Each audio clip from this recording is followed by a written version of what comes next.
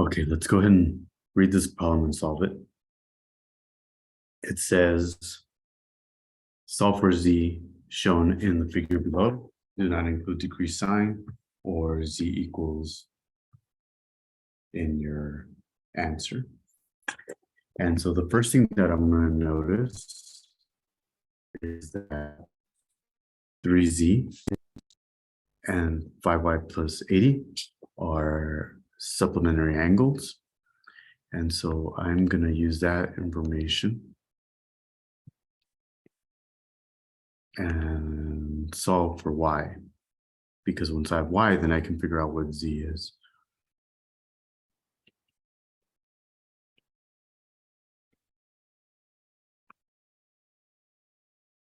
They add up to 180, right? This angle and this angle add up to 180.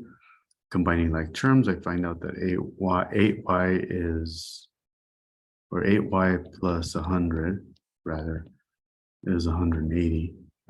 Subtract 100 from both sides. Then 8y is equal to 80, divide by 8. And so with a little bit of algebra, I find out that y is 10. Now, knowing that y is 10, if I plug in the 10 here, 5 times 10 is 50 plus 80 is 130. And also over here, if I plug in a 10, 3 times 10 is 30 plus 20 is 50. So, and indeed, those add up to 180. Now, I can either use these two angles together, or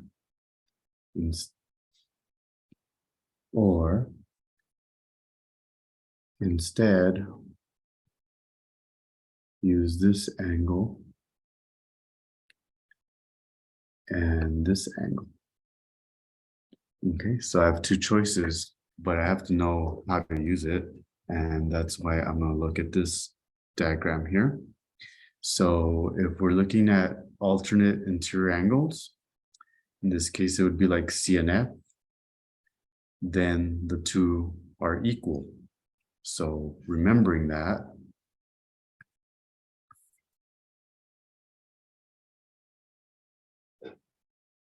then using the ones that I boxed in orange, then I can use the fact that these are equal, but actually, I think I can replace this with 50, right? Because we already found that to be 50.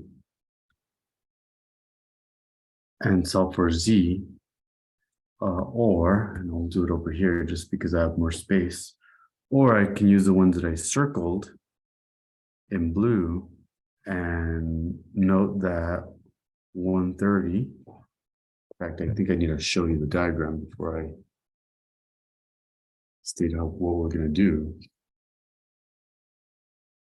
Those are called consecutive interior angles, like D and F.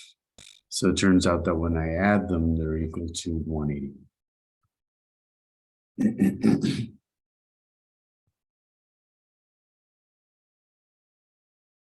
So if I add 130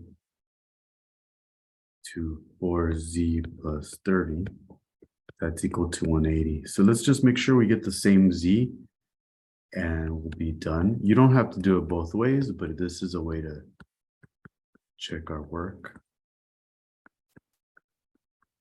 So I'm getting a 5 on this side. And over here, 130 plus 30 is 160. If I subtract 160 from both sides, then I'm left with 4z is equal to 20 divided by 4. So z again is 5. So using both methods, I find z to be 5.